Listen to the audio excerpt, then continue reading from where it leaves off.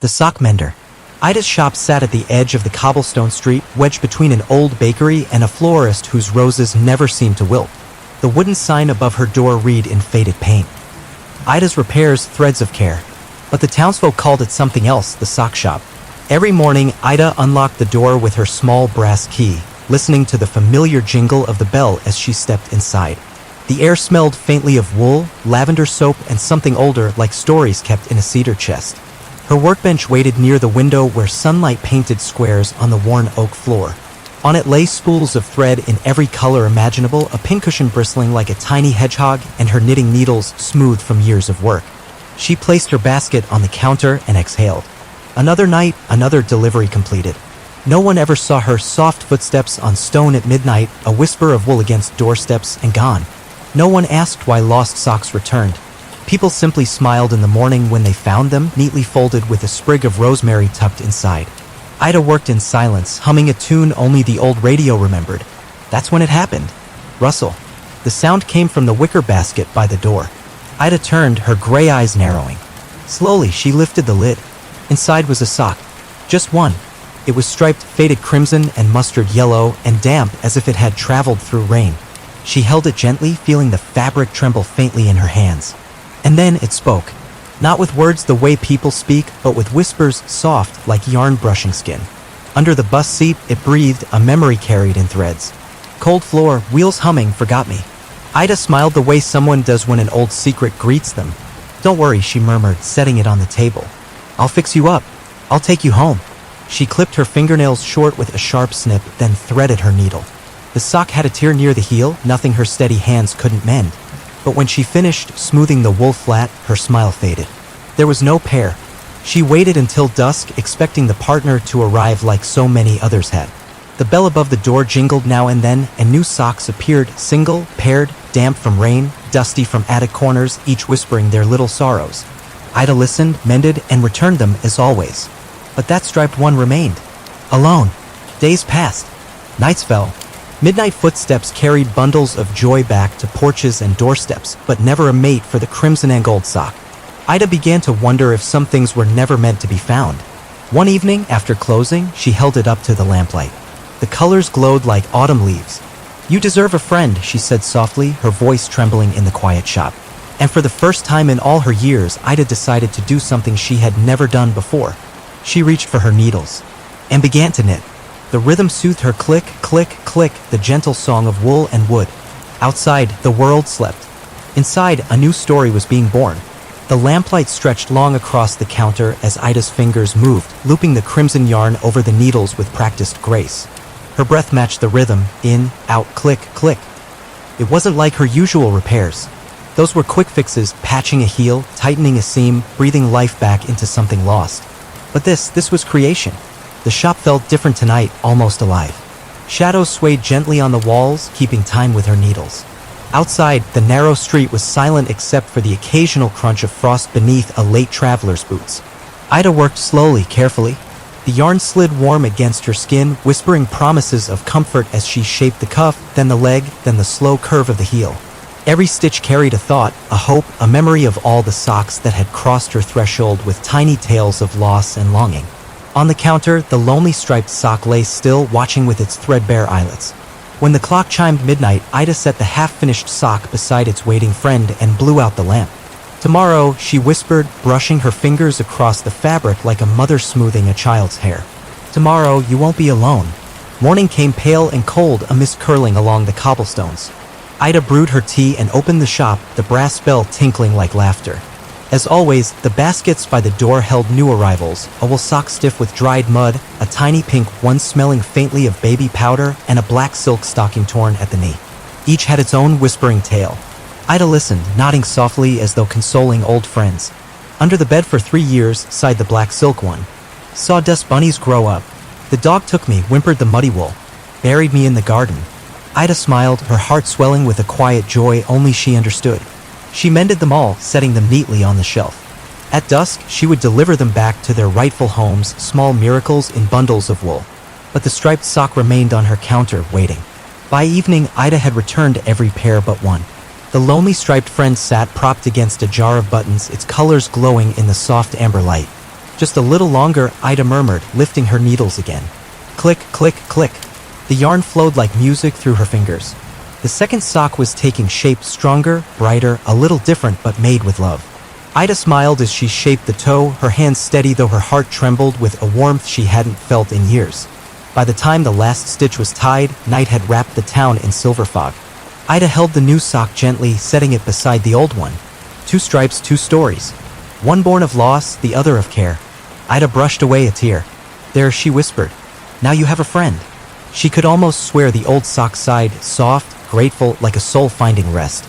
But as Ida prepared to place them in her midnight basket, something happened. The bell above the door jingled. Ida froze, heart thudding. No one came to her shop after dark. No one. The door creaked open. Cold air swept in, carrying the scent of rain and rust. And there, silhouetted in the doorway, stood a man. He was tall, with a coat the color of smoke and eyes that glimmered like tarnished coins. In his hand dangled a single sock. Ida stared. The lamplight flickered, stretching his shadow across the wooden floor like a dark ribbon. The bell above the door stilled, its last chime trembling in the air.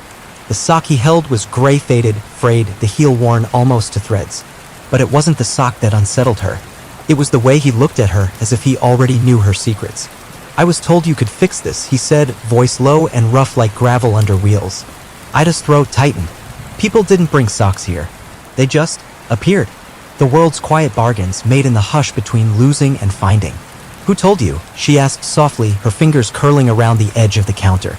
He stepped closer, his boots thudding gently on the wooden floor. Droplets slid from the hem of his coat, dotting the boards like dark coins. Does it matter? The sock dangled between his gloved fingers, limp and defeated. For the first time in years, Ida felt like prey in her own shop. Her eyes flicked to the striped pair on the counter, the lonely one and the new one she had knitted with such care. They seemed suddenly fragile, like secrets that might shatter if spoken aloud. Leave it there, she said, pointing to the workbench. Her voice was steady, though her pulse thundered in her ears. He obeyed without a word, placing the sock gently on the scarred wood. Then he looked at her, his gaze sharp, as if measuring something deep within. I'll fix it by tomorrow, Ida murmured, reaching for her thread. The man's lips curled into something almost like a smile. Tomorrow, he repeated and then turned toward the door. The bell jingled softly as he left, the sound fading into the night like a question left unanswered. Ida exhaled only when the door clicked shut. She pressed her palm against the table, steadying herself. Her world had always been simple. Lost socks came and went, she mended, returned, and never asked why. But this was different. That man knew her, or at least knew enough to find her. The gray sock lay motionless on the bench, yet Ida swore it hummed faintly under the lamplight. Not a whisper, not a memory, but a sound like breath caught in a throat. She reached for it. Cold, damp, heavy, as if it carried not just rainwater, but something far older, something that clung like cobwebs in forgotten rooms. She pricked her finger on the needle. A bead of blood bloomed bright against her pale skin. And the whisper came, not soft like the others, not timid. This one slithered into her mind like smoke curling under a door. Don't trust him. Ida snatched her hand back, the needle clattering to the floor. Her breath hitched. The sock lay still, but its warning pulsed inside her like a second heartbeat. She glanced toward the door. The street beyond was empty, silent, but for the sigh of wind curling through alleys. Don't trust him, she repeated under her breath, tasting the words like iron. Then, slowly, she turned to the striped socks waiting patiently on the counter. For a moment, the shop felt smaller, the air heavier, as if all the whispers in all the socks had stitched themselves into the walls. Ida pressed her hand to her chest. What have I stepped into? Outside, a clock tower struck midnight. The sound rolled through the fog like a warning bell. The chimes shivered through the night, their echoes slipping through the cracks of Ida's shop and settling like dust in her bones. She bent to retrieve the fallen needle, fingers trembling more than she wanted to admit. The warning whispered by that gray sock coiled in her head like a serpent. Don't trust him. She had mended countless socks, each with its own faint memory, where it had been lost, how long it had waited, but never before had one warned her. Never before had they spoken of danger. Ida placed the needle on the workbench and stared at the gray sock. It looked harmless, ordinary, but when her fingertips brushed its frayed cuff again, a chill crept up her arm. She pulled her hand back. The striped socks on the counter seemed to watch her in silence, their colors warm against the lamplight. They were meant to be a comfort, a promise that even what is lost can find belonging again. But now the world felt tilted. Ida blew out the lamp, the shop falling into hushed darkness broken only by the pale spill of moonlight through the window. She gathered the striped pair into her basket, tucking them gently under a cloth, then draped a scrap of linen over the gray sock as if to muffle its voice. When she stepped outside, the cold bit through her shawl. Mist curled along the cobblestones, soft as breath. The town slept behind shuttered windows, their secrets safe in slumber. Ida moved soundlessly, her basket swaying at her side, her footsteps as soft as the hush of wool. One by one, she laid her small miracles at familiar doorsteps. A sock folded like a prayer, a sprig of rosemary tied with string, the quiet joy of something returned.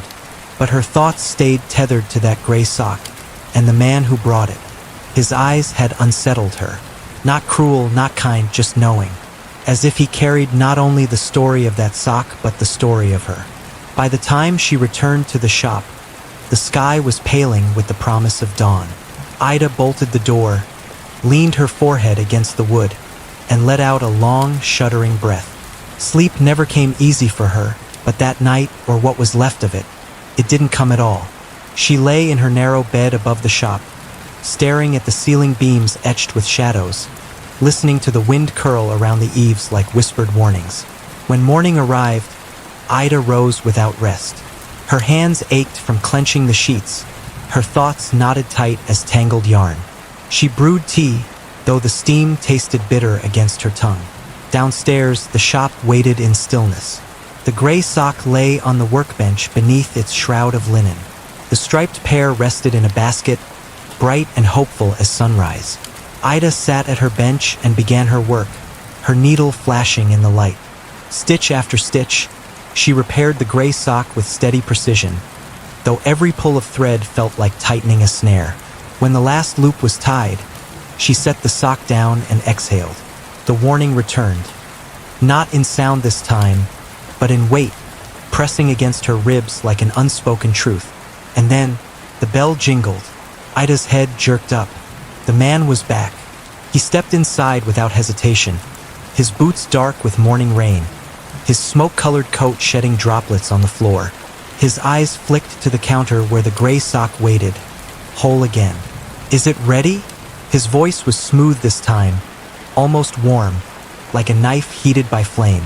Ida swallowed. Yes. She reached for the sock with careful fingers, placing it in his gloved hand. For a breathless second, their eyes met, and then she saw it just a flicker in the depths of his gaze. Not gratitude, not relief, hunger. He smiled, and for the first time in years, Ida wished she had never learned how to mend. The man slipped the gray sock into his coat pocket like a secret swallowed whole. For a heartbeat, silence stretched between them, taut as a thread about to snap. Ida could hear the ticking of the wall clock, sharp, insistent, as if counting something down. "Your work," he said slowly, "is extraordinary." Ida managed a nod. "It's just a repair." His lips curved, though it wasn't quite a smile. "Is it?" He turned toward the door, then paused with one hand on the frame. "You give life to what was forgotten. You don't even ask why they come to you." The words slid through the air like smoke. Ida gripped the edge of the counter, her fingernails pressing crescents into the wood. "I don't need to know." He looked over his shoulder, eyes glimmering like tarnished silver. "Maybe you should start." The bell above the door gave a brittle chime as he left, the sound snapping the silence in two. Ida stood motionless, her breath trapped in her chest, until the gray of his coat dissolved into the mist outside. She shut the door quickly, bolting it with hands that shook. For a long moment, she leaned against it, her heart pounding against her ribs like a bird in a cage. Why had he come? No one ever came. Socks simply appeared, their whispers faint as dreams. And now, a man, bringing one himself, speaking words heavy with something she didn't want to name. Ida returned to her bench.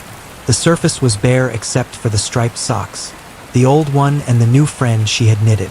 Their colors glowed softly in the lamplight, warm and reassuring.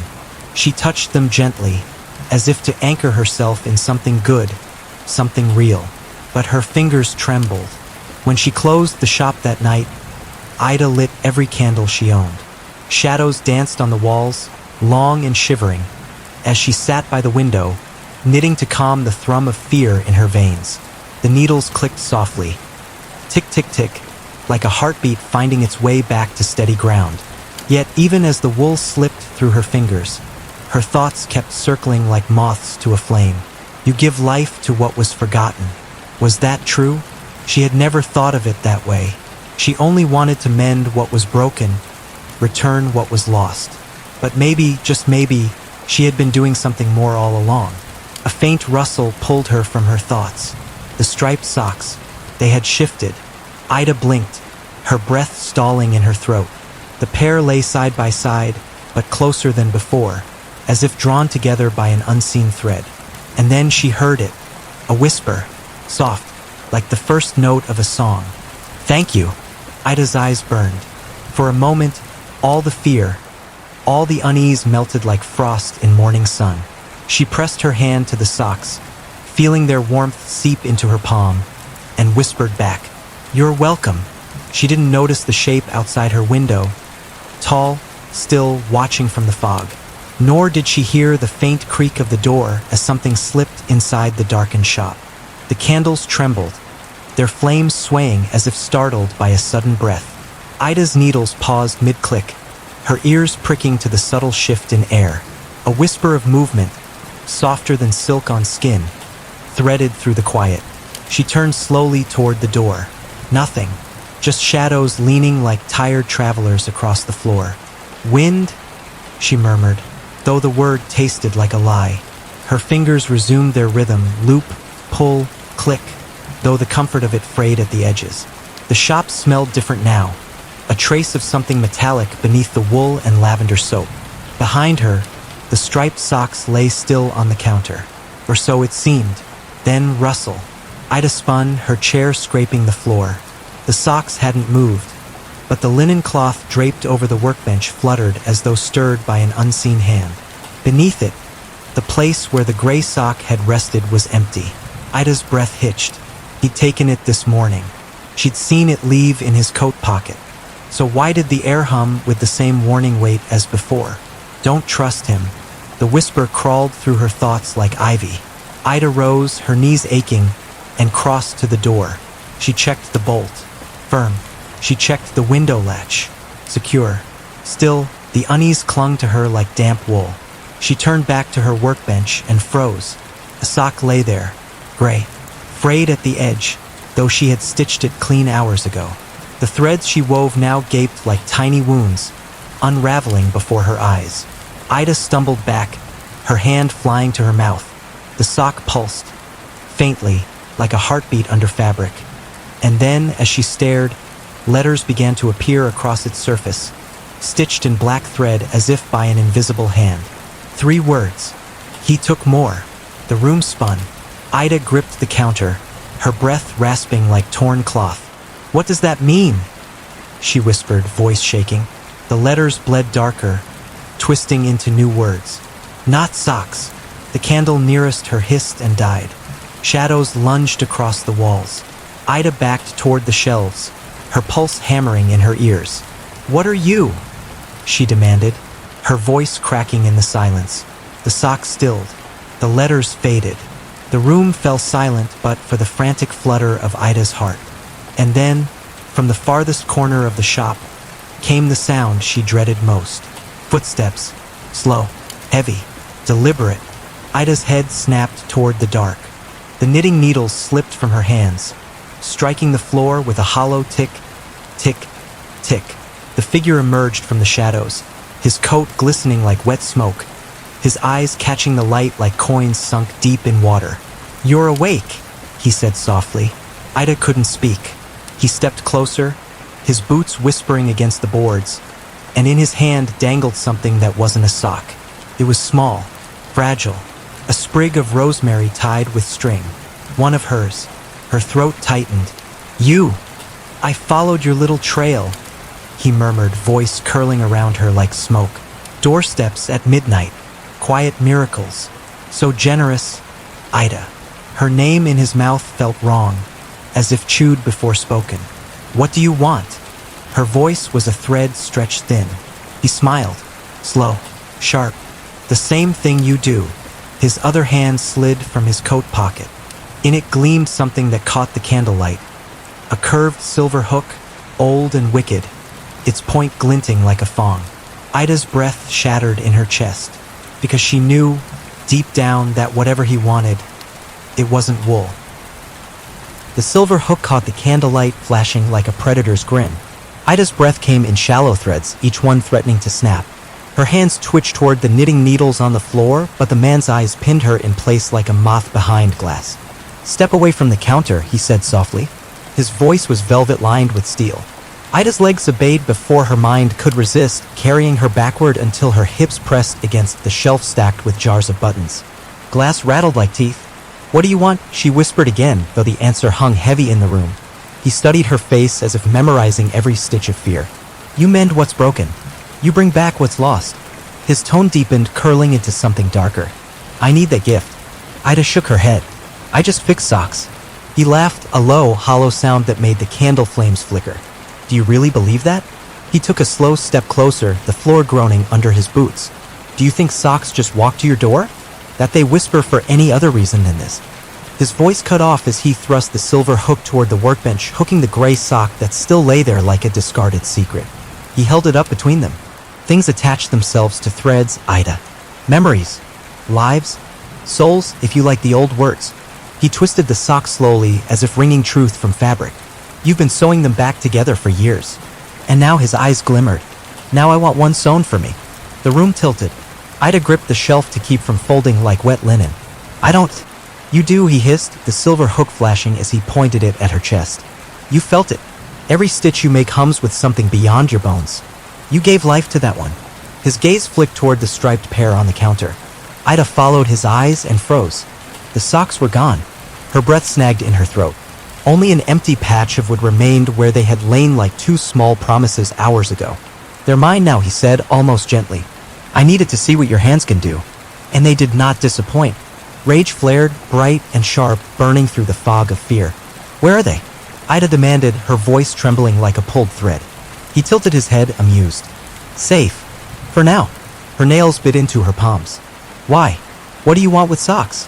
The smile he gave her wasn't human. It was a shadow stitched into skin. "It's not the socks, Ida. It's what lingers inside them. A whisper of warmth. A ghost of belonging. Enough of those," and he leaned close, his breath chilling her cheek. "I can make something whole again. Something I lost." The candles guttered, their light shrinking as the room seemed to exhale. Ida's pulse hammered so loudly she almost didn't hear the next words, soft, deliberate, cutting deeper than any blade. "You'll help me, or I'll unravel everything you've ever mended." His gloved hand brushed the counter, and in its wake, a spool of crimson thread rolled off the edge, hitting the floor with a sound too loud for its size, thud. Ida stared at him, her heart snagged between terror and fury. Then, very slowly, she bent down, not for the spool, not for the thread, but for the knitting needle lying in shadow. Her fingers closed around it like a promise. And for the first time in years, Ida felt something fierce stitch itself into her soul. Defiance. The word pulsed through Ida like a thread drawn tight. She rose slowly, the knitting needle hidden in her sleeve, its wooden shaft warm against her skin. Her eyes stayed on his, steady despite the tremor in her bones. "You've been following me," she said, voice taut as a pulled stitch. "Stealing from me." "Borrowing," he corrected, his smile a sliver of shadow. "Until you finish what I need. I don't work for you. You will." His tone didn't rise, but it pressed against her like weight on her chest. He took a step closer, the silver hook gleaming, and Ida caught the faint shimmer of something clinging to it, a thread, thin as a spider's silk, trailing into the air like smoke. Her stomach twisted. That wasn't just thread. It pulsed faintly, a ghost-like glow. A fragment of something living. She gripped the needle tighter. "What happens if I refuse?" His smile widened, cold as frost on glass. "Then every sock you've ever mended, every little soul you stitched, comes apart. Do you know what that feels like, Ida? When belonging is ripped away." The words sank like stones into deep water. Ida's gaze darted to the workbench, to the space where the striped socks had lain like a promise of friendship. Gone.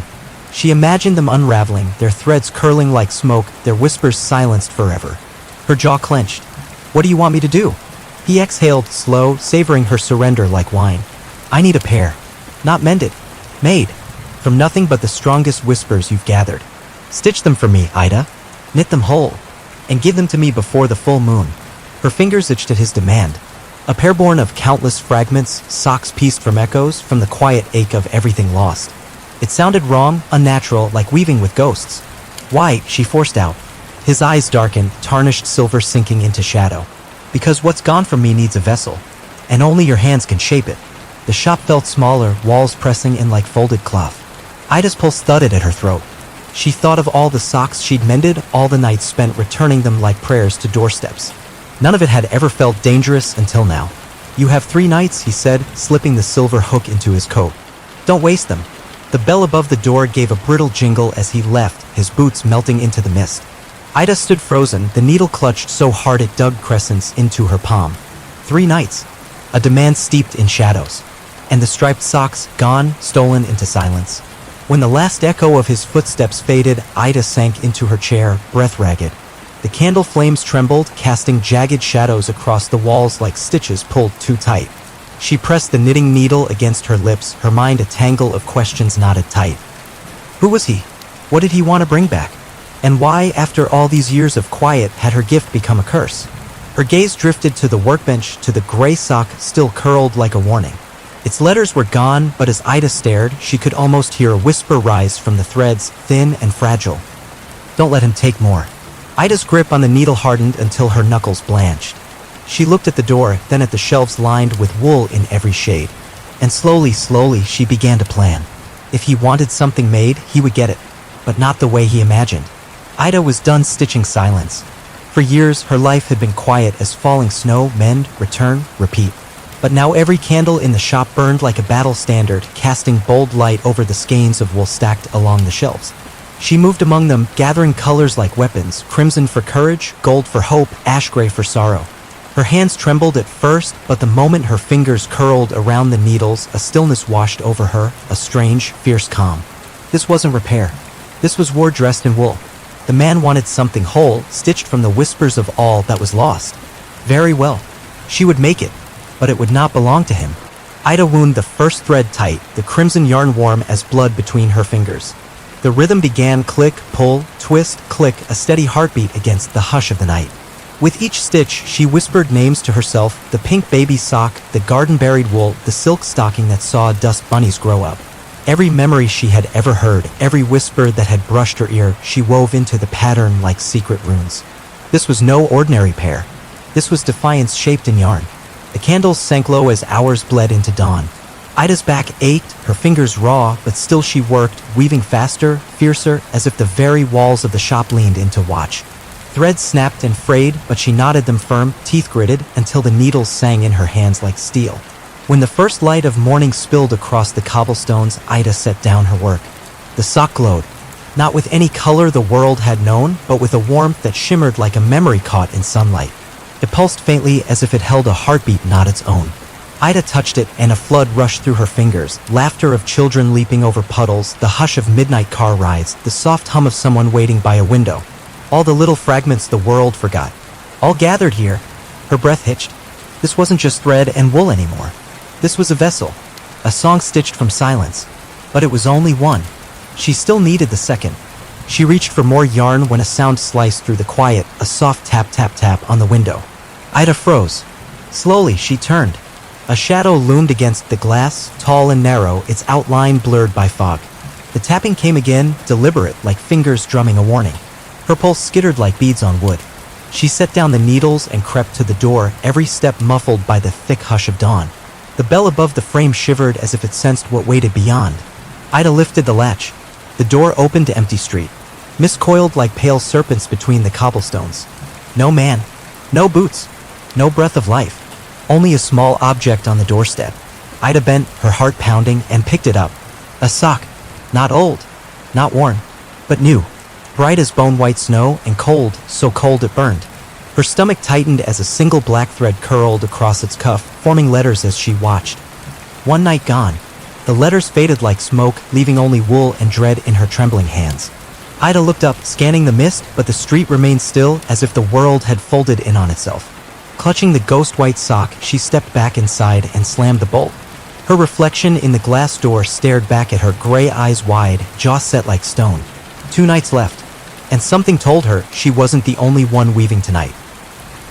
Ida set the bone-white sock on the counter and stared at it, her pulse a tangled skein of fear and fury. The wool shimmered faintly in the candlelight, as if frost bloomed beneath its threads. She reached out, hesitated, then brushed a fingertip along the cuff. Cold bit her skin, and then, like a dropped stitch unraveling, she heard it. A whisper that wasn't memory but something darker, hollow as a wind through broken chimneys. "He's making them too." Ida yanked her hand back. The sock fell limp, but its words clung to the air like smoke. Her gaze slid to the workbench where her own creation lay glowing softly in defiance. A crimson and gold miracle spun from whispers and will. The contrast struck her, warmth against ice, hope against hunger. The man wasn't just collecting, he was crafting, competing, and what he wanted wasn't a simple vessel. He wanted power stitched from absence. Ida's jaw tightened. She scooped up the needles, the wood worn smooth by years of gentleness, and wound a fresh skein of golden yarn. The fibers quivered in her grip, almost eager. This second sock would be stronger, brighter, laced with every thread of love she'd ever known. The hours bled like dye into wool. Shadows stretched long, the shop thick with the scent of beeswax and burning wicks. Ida's fingers moved faster than they ever had, the needles clacking a war song against the hush. Each stitch drank her breath, her blood, her bones, until she felt herself thinning, unraveling into the work. When the second sock neared its end, the bell above the door shrieked. Not jingled, shrieked, a brittle, tearing sound that made Ida's teeth ache. The door didn't open, not fully. It shuddered, the latch rattling as if something pressed hard against it from the other side. Ida froze, needles clenched in white-knuckled hands. The sound stopped. Silence spilled thick as tar. Then, a whisper seeped through the crack in the doorframe, slithering along the grain of wood. Time unravels, little mender. The candle flames guttered, shrinking into terrified sparks. Ida gripped the unfinished sock to her chest, heart battering like a trapped bird. She stumbled back, her heel knocking against the workbench, and that's when she saw it. The gray sock, the one she had mended, the one that warned her, twitched, once, twice, then dragged itself an inch across the wood, threads writhing like worms. Letters stitched themselves into its side in frantic black strokes. "He feeds on endings." Ida's stomach lurched. Before she could move, the door exploded inward with a sound like splintering bones. The bell ripped free, clattering to the floor as wind roared through the shop, flinging yarn into a storm of color. And there he was, the man. No, not a man now. His coat hung in tatters, his body warped and gaunt, stitched with seams of silver thread that glowed like scars. His eyes burned, molten and merciless, and in one skeletal hand he clutched something limp and striped. Her socks, the ones she made for friendship. They dangled like dead things from his hook. Ida's breath broke. Rage roared through her, bright and blinding, scorching the fear that coiled her spine. "You won't have these?" she hissed, voice rough as ripped cloth. His smile cracked like porcelain. "You think you can stop me with wool?" The wind whipped harder, candles dying in frantic gasps. Shadows writhed along the walls like threads torn loose from the world. Ida clutched her needles, feeling the hum inside them. A pulse, fierce and hot as a forge. Maybe they were just wood once, but not anymore. Ida squared her shoulders, her heart hammering a truth into her bones. If he fed on endings, she would give him a beginning he could never swallow. And as he stepped forward, hook flashing like a fong, Ida lunged to meet him, needle in one hand, glowing sock in the other. The storm of yarn whipped around them like furious spirits, threads lashing the air with crimson, gold, and bone-white streaks. Ida drove the needle upward, its tip catching the lamplight, and struck for his arm. The wood sank, not into flesh, but into something that felt like woven rope, slick and cold. He snarled, the sound splitting the air like tearing canvas, and jerked back, ripping her needle free. Silver threads spilled from the wound, writhing like living veins before knitting themselves shut. Ida stumbled, clutching the unfinished sock tight against her chest. It pulsed wildly, heat spilling into her skin like a second heartbeat. The whispers inside it surged, rising from murmurs to a chorus. Hold fast. Stitch him closed. The man lunged. His silver hook swept through the air, grazing her sleeve, snagging a strip of wool that curled and blackened in his grip. "Give it to me!" he roared, his voice splitting into echoes. One human, one hollow, one like a thread stretched to breaking. Ida dodged behind the counter, her breath ragged, eyes scanning for her second needle. There. It lay glinting on the floor, half buried in a nest of unraveled yarn. The man moved faster than shadows. He vaulted the counter, his coat snapping like a torn sail, and seized her wrist with icy fingers. Ida cried out as pain seared her arm, a burn that crawled under her skin, unraveling her strength. "You mend life," he hissed, breath cold against her cheek. "Now mend me." His grip tightened, pulling her down toward the floor, toward the hook that gleamed like hunger. Ida's vision blurred, threads of crimson and gold tangling in her sight. Then her fingers brushed wood. The needle. She snatched it and drove it hard into the seam at his collarbone, the glowing thread pulsing under his skin. A scream ripped from him, jagged and raw, as silver light burst from the wound, spilling like molten wire. Ida tore free, staggering back. The man writhed, his body jerking like a marionette with cut strings, as the silver hook clattered from his grasp. The sock in Ida's hand burned hotter, its glow swelling until the shop blazed with color. The whispers inside it surged into words. "Finish us. Bind him. Now." Ida dropped to her knees, grabbing loose threads, crimson, gold, bone white, and wound them around the needles. Her fingers flew, stitches snapping into place with the force of spells, her breath ragged as the pattern took shape. Not a sock this time, not something to warm a foot, something stronger, something that could close the rift bleeding through him. The man staggered toward her, his limbs jerking, silver seams ripping wide to reveal darkness squirming beneath. His voice cracked through the storm. "You don't understand. Without it, Ida didn't let him finish. She hurled the glowing sock forward. It struck his chest and burst into threads of light, snaring his arms, binding him in coils that burned like molten sun.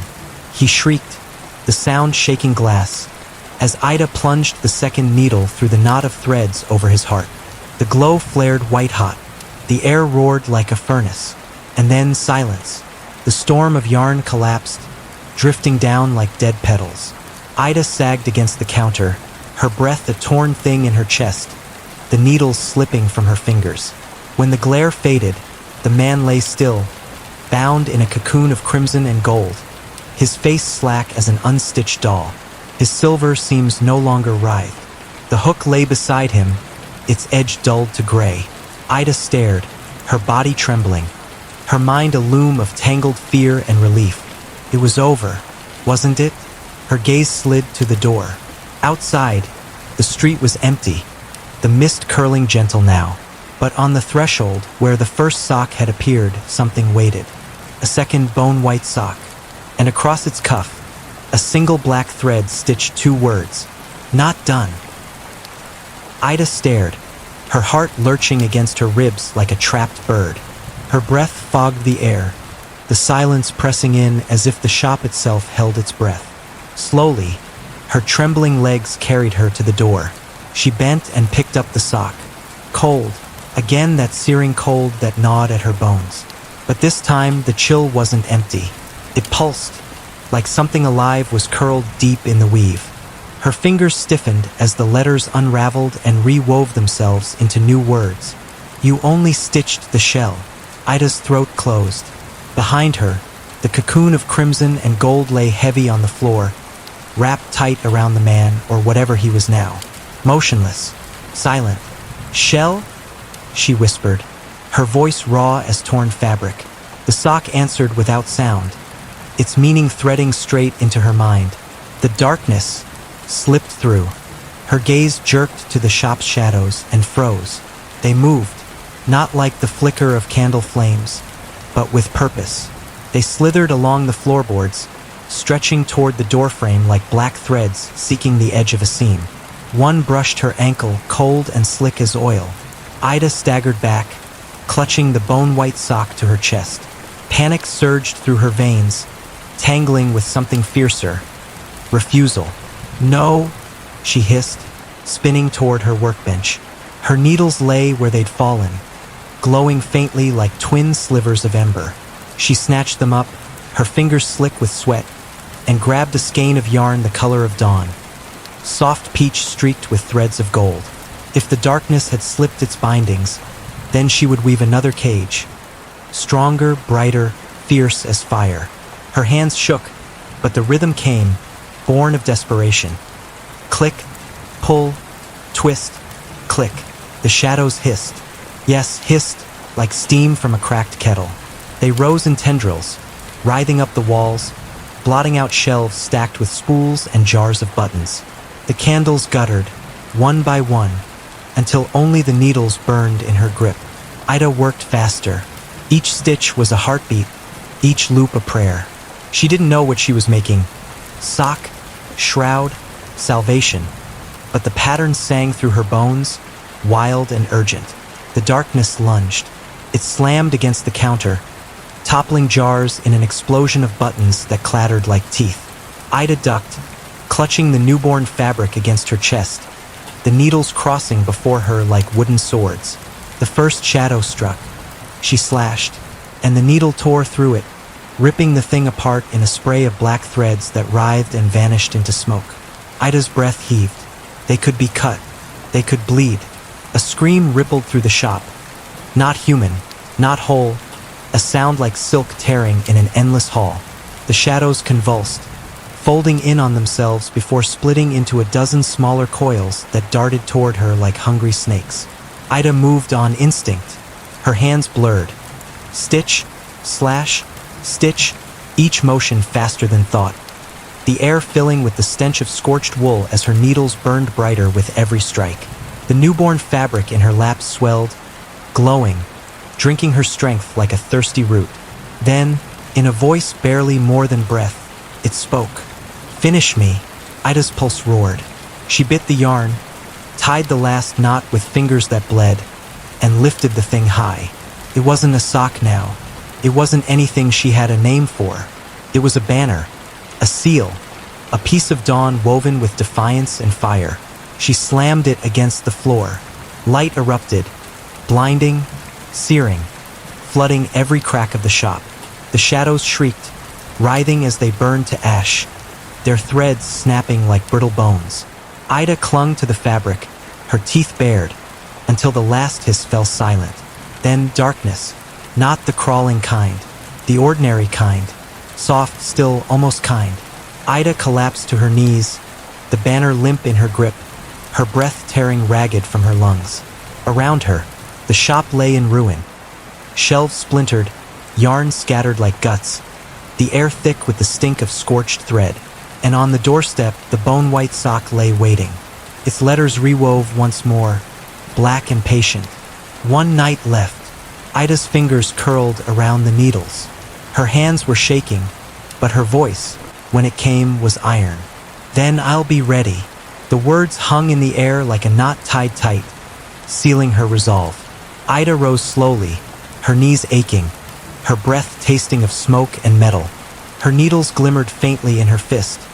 Their once warm would now darkened at the tips, charred by the light that had poured through them. The shop was unrecognizable. Spools lay gutted, their threads curling across the floor like veins ripped from the earth. Buttons rolled in the corners, winking like startled eyes. And in the center, the crimson and gold cocoon pulsed faintly, not with life, but with something she couldn't name. Ida's gaze lingered on it. Was he still in there? Or had the thing she fought torn free entirely, leaving nothing but an empty husk? She didn't dare open it. Not yet. Instead, she turned to the bone-white sock on the counter. The silence felt heavier than screams. The letters had faded, but she could still see the faint scars of their stitching. She touched the wool gently, almost tenderly. "Why warn me?" she murmured. "What are you in all this?" No answer, only the faint chill clinging to its threads, like frost that refused to thaw. Ida straightened. Her eyes swept the shelves, half empty now, their colors scattered like spilt secrets. She gathered what remained. Skeins of ember red, dusk blue, and a single spool of thread so fine it shimmered like hair caught in sunlight. This last piece she had saved for years, tucked away for no reason she could name. Until now, she set it on the workbench. Its glow was soft, hesitant, like something that feared being seen. Ida stroked it with a fingertip and felt a hum, a fragile music threading into her bones. It was old, older than wool, older than loss. A thread pulled from the first warmth of morning. Perfect. She anchored it to her needles and began to weave. The rhythm came slow at first, her breath catching on every stitch. Then faster, surer, the pattern blooming like frost on glass. Each loop sang with a quiet power, a whisper of beginnings stronger than any ending. As she worked, the world outside changed. The sun dipped low, staining the cobblestones with bruised light. Then came dusk, deep and velvet, crawling through the windows like a shadow too tired to fight. Night crept in with its black fingers. Ida did not stop. Her hands bled, tiny crescents carved by yarn's relentless bite. Her shoulders burned, her spine screamed, but still she stitched, binding fear into loops, grief into knots, hope into seamless whirls. She wasn't making a sock. Not this time. She was making an answer. When the final thread slipped through, the air in the shop shifted. The fabric in her lap pulsed, soft at first, then stronger, beating against her palms like a captured star. Its glow spilled across the walls, painting ruin into gold. Ida held it up and stared. It was neither cloth nor garment, but something stranger. A shape without a name, woven from memory and marrow. Threads that shimmered like veins of dawn knotted into patterns her eyes could barely follow. It wasn't meant to warm flesh. It was meant to bind shadows. Ida set it carefully on the counter, her chest hollow with exhaustion. Outside, the wind stirred, carrying with it a sound like distant laughter, low, cold, and coming closer.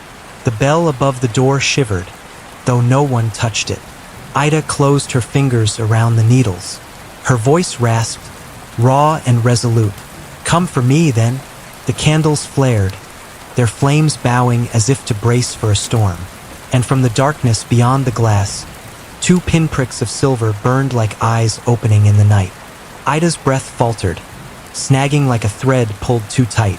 She stood motionless, fingers curled around her needles, their tips still faintly glowing with the heat of her last creation. The eyes did not blink. They grew brighter, burning like molten stitches torn through the fabric of night. And then came the sound. Step, drag, step, boots scraping cobblestone. Slow, deliberate, too heavy to belong to anything fully human. Ida forced herself to move one breath at a time. She crossed to the counter and lifted the nameless thing she had woven. Its glow warm against her trembling hands, its patterns shimmering with defiance. It wasn't just yarn anymore. It was resolve given form. The bell above the door rattled once, then twice, then silence. A voice slid through the crack like smoke curling under a door. "You've been busy." Ida's jaw clenched. "You should have stayed in the dark." A low chuckle, sharp as glass on stone. "And miss this?" The little mender making weapons from wool. The door creaked inward. He filled the frame, taller than before, his body stretched and stitched by hunger. His coat had unraveled into strips that lashed like serpents. Silver seams burned across his skin, splitting wider with every breath, spilling threads that writhed and vanished into air. And in his hand, the striped socks, torn, blackened, dangling like trophies. Ida's chest heaved. "You killed them. They were never alive," he said, though his smile flickered when her eyes blazed hotter than the candles. "Not the way I'll be." He stepped inside, the bell giving a brittle cry. Shadows poured after him, writhing across the floor like ink spilled in water. They hissed, curling toward Ida's ankles. She raised her creation high. Its glow flared, gold and dawn fire, cutting the dark like a blade. The shadows recoiled, screeching. His grin split wider. "Oh, Ida," he crooned, his voice warping, splitting into echoes. "You think you can bind me with thread? Do you know what I am?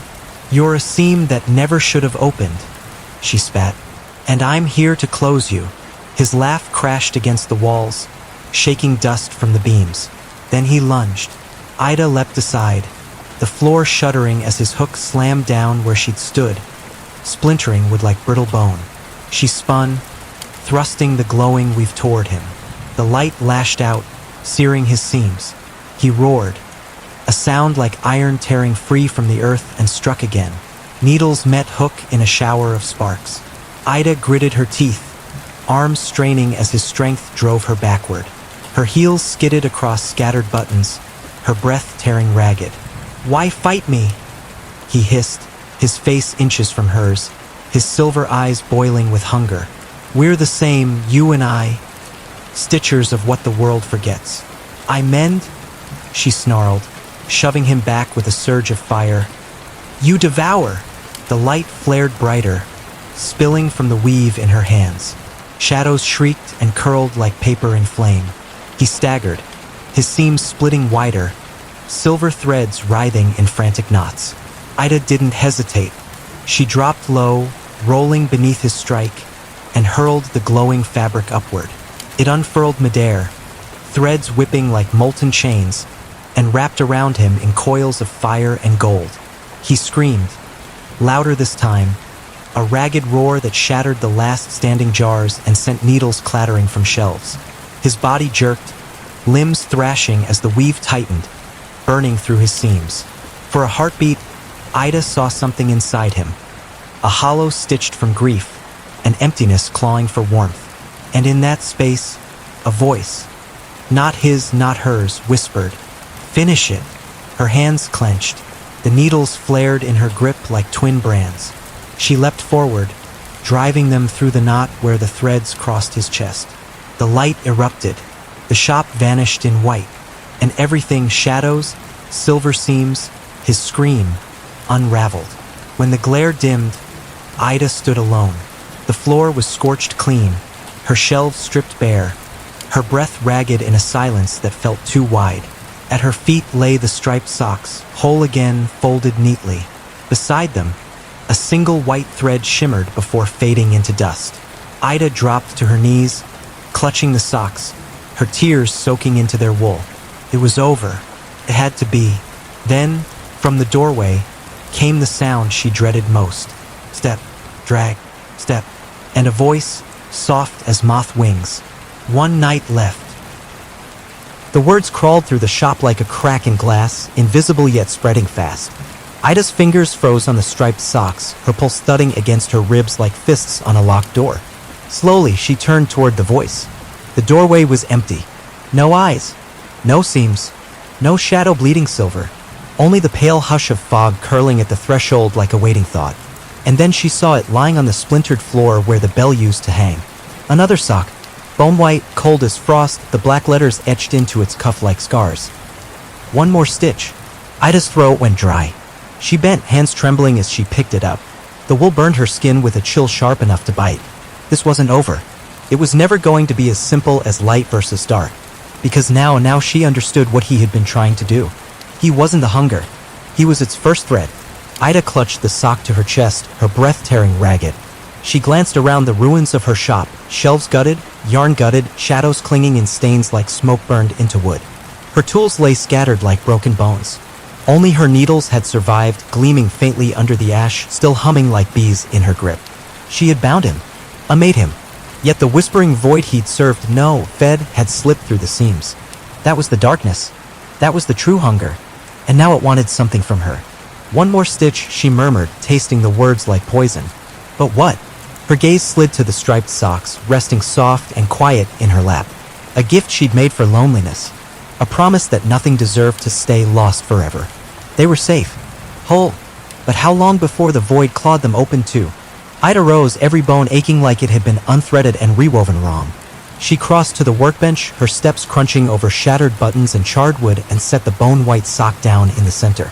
It lay still, letters fading like smoke. But as the last stroke vanished, new ones crawled out of the wool in ink-dark thread.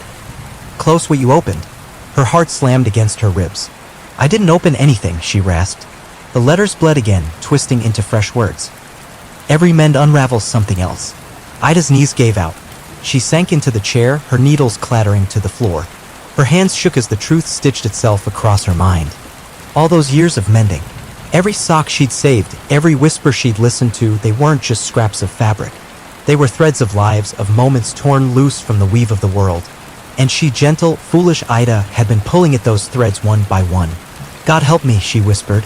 But the shop stayed hollow, holding only the rasp of wind and the ticking of a clock that wasn't there anymore. She dragged her hands down her face and looked at the needles lying by her feet. The wood was cracked now, glowing faintly from the fire that had burned through them. They weren't tools anymore. They were keys. One more stitch. Ida bent, picked them up, and felt the hum surge into her bones. Warm. Heavy. Alive. If the void wanted her to finish the pattern, then she would. But not for its hunger. For hers, the hunger to end this before it spread beyond her ruined shop. She rose, shoulders squared against the weight pressing on her spine. Shadows flickered at the corners of her sight, writhing like worms in the grain of the floorboards. The letters on the sock blurred, then vanished entirely. The final night had begun. Ida laid out what little yarn had survived the storm, scraps of crimson, strands of ash gray, a coil of that sunlit thread humming like trapped dawn, and set to work. The needles sang. The air thickened, heavy with the smell of hot metal though no fire burned. The pattern came not from her mind but from something older, something knotted deep in the marrow of the world. A shape that could hold a scene closed forever. Her hands blurred. Her breath tore. Hours bled like dye into cloth. And when the last loop tightened under her thumb, Ida lifted the thing she had made. And felt the world shudder. The lights died. The floor quaked. And from the doorway, darkness poured like ink from a split vein, swallowing the threshold whole. A voice spoke from inside it, vast, many-throated, woven from all the whispers she had ever heard. Bring it to me. The words struck like a hammer through Ida's bones, rattling every stitch of her soul. The darkness surged across the threshold, slick and hungry, swallowing the last fragments of candlelight until the shop lay drowned in a black so deep it felt thick, almost wet. Ida's fingers clenched around her creation, the nameless weave she had poured her blood and breath into. It pulsed in her hands like a living ember, threads glowing in colors no dawn had ever worn, molten gold, bruised violet, a blue so deep it hummed like ocean storms. She didn't move. The voice slithered again, dripping from every shadow, coiling around her ribs. You began this pattern. Finish it. Ida forced air through her teeth, her heart battering like a moth against glass. I mend what breaks, she rasped. I don't sew for monsters. A sound rolled through the darkness, not laughter, not quite. A rippling, wet chuckle as if something vast was pulling itself through a gap too small for its hunger. You think I was born in your hands? The words deepened, threading into the floorboards. Little Stitcher, every mend is a doorway. Every knot a key. You've been building me for years. No, Ida's grip tightened on the glowing weave, the needles in her other hand thrumming like tuning forks in a storm. I was saving them. Saving scraps, the voice purred. And scraps make seams. And seams open. The floor split. Not in wood, but in meaning. A line of black tore through the boards, threads of reality curling and snapping as shadows spilled upward like blood from an unseen vein. From the wound, shapes began to crawl, loops of night slick with whispers, limbs stitched from frayed edges of forgotten things. Ida staggered back, her spine hitting the wall. The cocoon that once held him, the man with silver seams, lay cracked on the floor, empty as an unpicked hem. Whatever he was, he had only been a preface. This was the book. The darkness surged higher, folding into something almost human, a shape draped in endless black threads that writhed like worms. Where its face should be, seams gaped open, leaking voices, cries of lost socks, laughter of rooms abandoned, lullabies strangled mid-breath. Bring it here, the shape crooned, extending arms knotted with loops of nothing. The final piece. The stitch that binds us. Ida's breath hitched, but not with fear this time. With fury sharp as broken glass. You want it. Her voice cracked like snapping thread. Come and take it. The creature lunged. The floorboard screamed, splitting under its weight as it rushed forward in a cyclone of unraveling seams. Buttons skittered like teeth across the boards. Yarn snapped like veins pulled from bone. Ida moved before thought could anchor her. She spun, dropping low, her needles blazing as they clashed against shadow like iron on silk. Sparks of gold and white burst with every strike, searing holes into the black storm. The creature shrieked, its voices ripping through her skull like shards of glass. Still Ida fought. Stitch slash, the rhythm burning into her muscles, her breath tearing like cloth. Shadows coiled around her ankles, tugging, biting cold, but she hacked them loose with needles glowing like molten brands.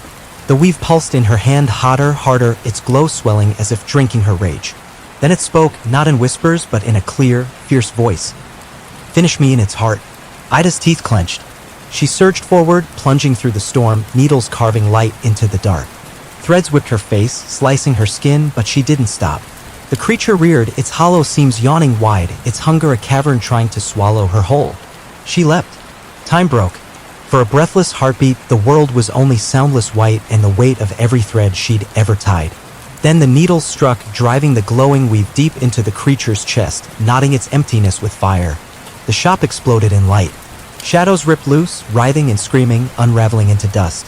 The seams in the creature's body split wide and then stitched shut in a blaze of gold so fierce it burned the darkness out of every corner. The thing shrieked once, a sound that tore meaning from silence, before collapsing into nothing, scattering threads like dead stars across the floor. Ida fell with it, clutching the needles still fused to the last knot.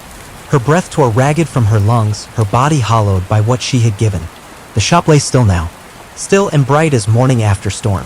But as Ida staggered to her feet, knees buckling, her eyes caught on the threshold. Something waited there.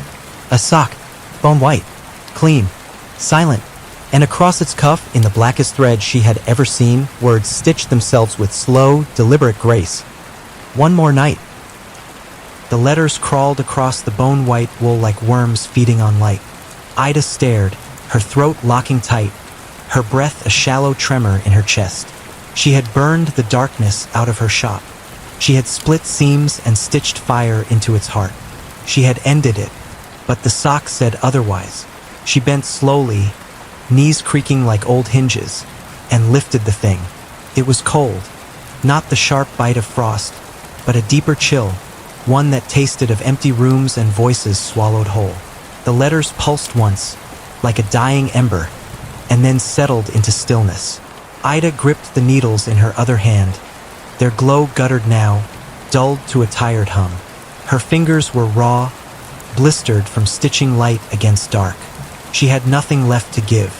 And yet, one more night, she whispered, tasting the words like bitter dye on her tongue. Behind her, the shop stood hollow, stripped to its frame. The shelves were bare ribs. The counters leaned like old bones. Scorched yarn littered the floor in curls of black ash. And there, near the center, lay the striped socks, folded neat, perfect as morning prayers. Ida sank to her knees beside them. She touched the soft stripes, crimson and mustard glowing faint against the ruin, and something inside her cracked. Not fear this time, grief. She had made these for belonging, for comfort, for the simple mercy of not being alone. And now every stitch reeked of war. Her tears fell hot, soaking into the wool. I just wanted to mend, she whispered. The needles in her grip trembled, warm now, not from magic, but from her blood still seeping where the wood had bitten deep.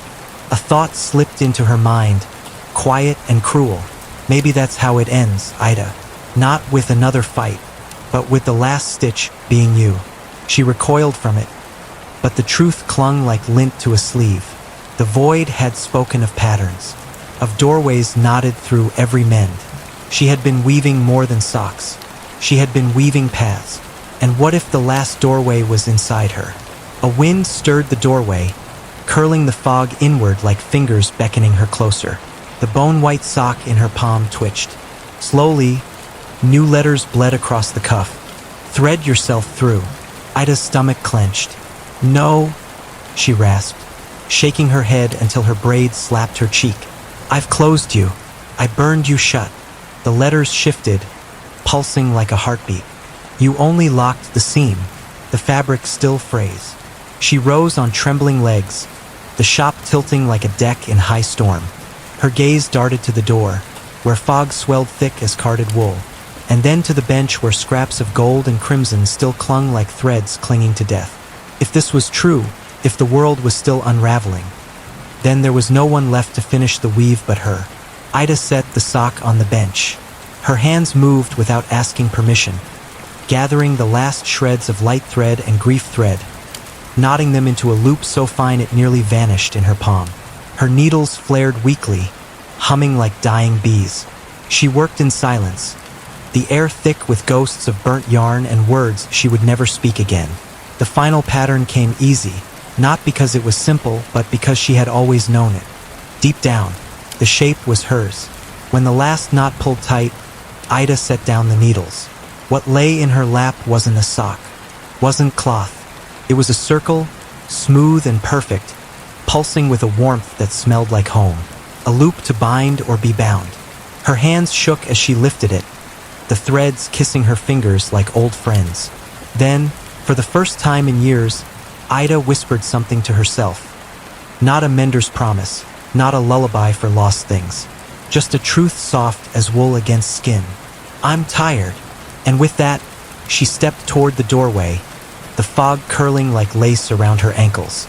The shop behind her exhaled one last sigh as she raised the glowing loop over her head and pulled it down like a collar. The light swallowed her whole. It wasn't warmth. Not at first. It was pulling, like threads yanked through a needle's eye, her body thinning, stretching, every bone unspooling into fibers. Ida tried to gasp, but breath frayed on her tongue. Her skin prickled, unraveling into ribbons of gold and gray. She wasn't falling. She wasn't standing. She was being drawn through layers of fabric she couldn't see but could feel. Textures brushing over her like memories. Smooth silk laughter, coarse wool grief, velvet soft moments of love. Every stitch she had ever made sang against her skin in 1,000 voices. Tugging, tearing, binding. And then stillness. Ida stood in a place that wasn't a place. A loom stretched across an endless dark, its threads humming like bees in a distant summer. Shadows crawled along it, thin, hungry, worming between strands like rot in grain. They slithered toward the glowing circle still clutched in her unraveling hands. Here, a voice murmured. Not the void, not the hunger, but something older, threaded with every lullaby she'd ever heard in whispers from socks. It came from the loom itself, from the warp and weft of the world. Close it, Ida, before the pattern tears. Her fingers, now threads themselves, trembled as she lifted the circle. The shadows reared, their forms writhing into grotesque shapes. Teeth made of knots, eyes like buttonholes yawning wide. They lunged, threads whipping like nooses. Ida lunged back, not with a body now, but with will, flinging the glowing loop over the ragged wound gaping in the fabric of the loom. It landed with a sound like a bell struck in deep water. Gong, gong, gong, and blazed, light streaming like molten yarn through the dark. The shadows shrieked, folding inward as the weave tightened. Ida pulled, once, twice, thrice, each tug burning through what little of her remained. The wound cinched, the darkness thrashed, snapping like threads in panic. And then silence. The seam sealed with a final click, a knot binding the void shut. The hunger unraveled in a shiver of black dust that spun away into nothing. Ida sagged, or would have if she'd had weight left to sag. Her hands, what had been hands, glowed faintly now, threads of her body braided into the fabric of the world. She felt every stitch hum, the pattern whole at last. A warmth spread through the loom, soft as sunrise on linen, and from its threads rose voices. Whispers she knew, whispers she had held in every sock she'd ever mended. Thank you. The sound wrapped around her like a shawl.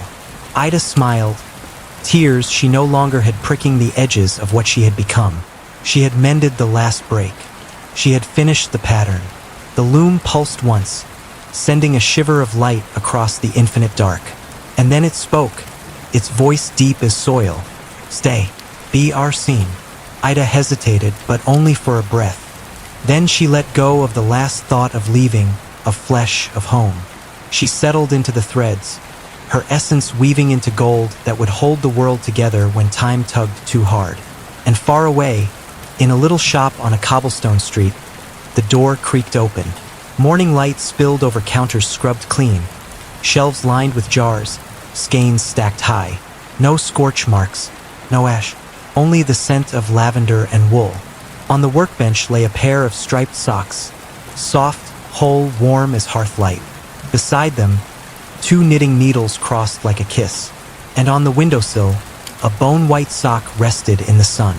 Across its cuff, new words shimmered in thread finer than breath. Mended. Morning brightened, the cobblestones slick with dew and humming with the low murmur of a waking town. The shop stood as it always had, small, quiet, wedged between the bakery and the rose-wreathed florist, its windows glowing soft in the pale light. The bell above the door jingled as someone stepped inside.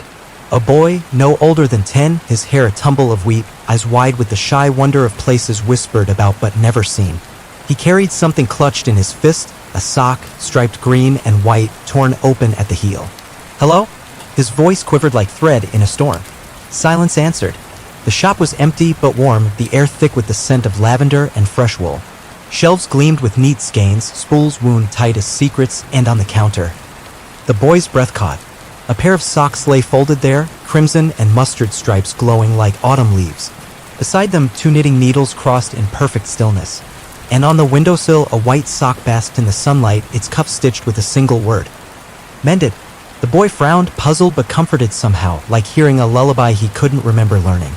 He tiptoed to the counter, staring at the striped socks as though they might whisper their story into his ear. Something stirred behind him, a rustle soft as wool on skin.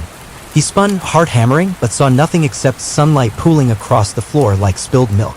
Then warmth brushed his wrist. A thread? No, just air. Or so he thought.